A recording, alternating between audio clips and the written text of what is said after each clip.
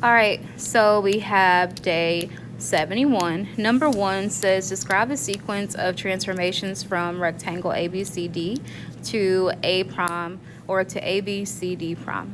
All right, so looking at our original, which is here, this is our original. All right, so I'm trying to get from this quadrant 4 all the way to quadrant 2. So the first thing I would do is I can see that I always want to just like choose one point to focus on, and I can see that they're both point A's. Both of these A's are 3 units from my x-axis. What that means is that probably at some point I've reflected across that x-axis, so I'm going to start there. I'm going to go ahead and reflect my entire figure across the the x-axis. So when I do that, I have my A here, my D here, not B, but C, and then my B here. So I've got this figure here, and all I've done first was I reflected across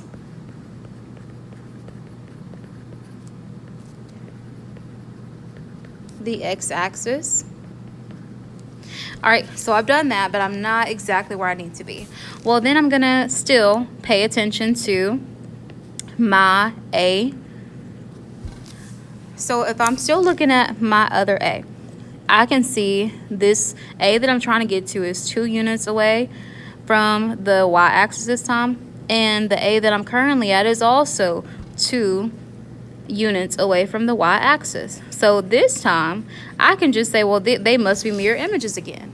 But instead of saying that I'm going to reflect over the x-axis, because if I do that, I'm going to get right back to what I did in my first step, which was reflect across the x-axis. I'm going to now reflect across the y-axis, and that'll just flip everything. Once I do that, I will have then all my points where I need them to be. Then I'll be right on top of where I'm supposed to be. So now all I have to do is reflect across the y-axis. And I am done. All right, number 2, figure ABCD is translated. Use the coordinates below to complete the missing points. So I am actually going to look, even if I don't look. Okay, let's see what happened. So we went from -2, 5. All right, and again, if you need to write down or draw out what I did in number 1, go ahead and do that. I want to actually draw this out on this graph over here because I want to see it. All right, so if you need to do that, just pause it and write down what you need. All right, and then catch back up with us. All right, so A started at -2, 5. We're here. B started at 6. 1, 2, 3, 4, 5, 6. -1. Okay. 1, 2, 3, 4, 5, 6. Make sure I'm right. C, we don't know where that one started at. So I'm assuming A and B is like that, but we don't know. All right, and D is at 7, -4. 7, -4. Okay, it's pretty odd. And we don't know what happened here. So I can't exactly say what type of shape this is. Okay, so even if we don't know what shape it is, that's okay.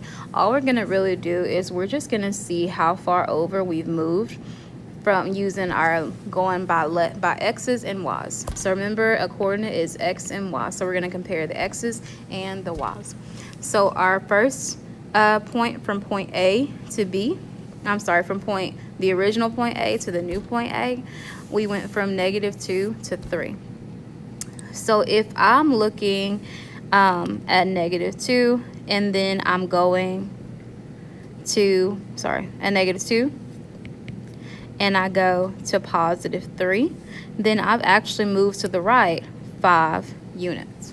So I'm going to go right 5 units to get from one of my x's to the next.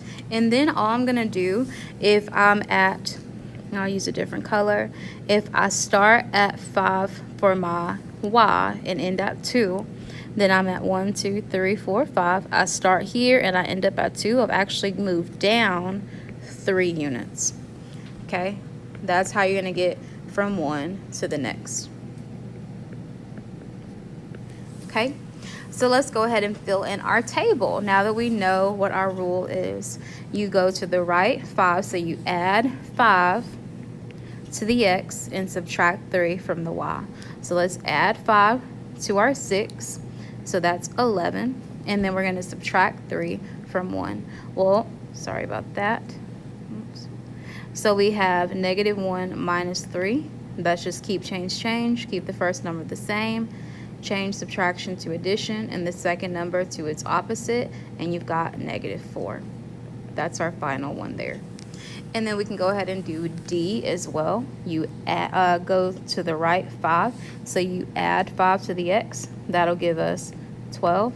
And you subtract 3 from the negative 4. That'll give us negative 7.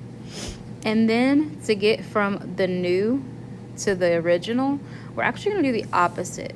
So we're going to subtract 5 from that 8. That'll give us negative 13. And we're going to add 3 to our 0. That'll give us 3. All right, and we are done with this. All right, thank you.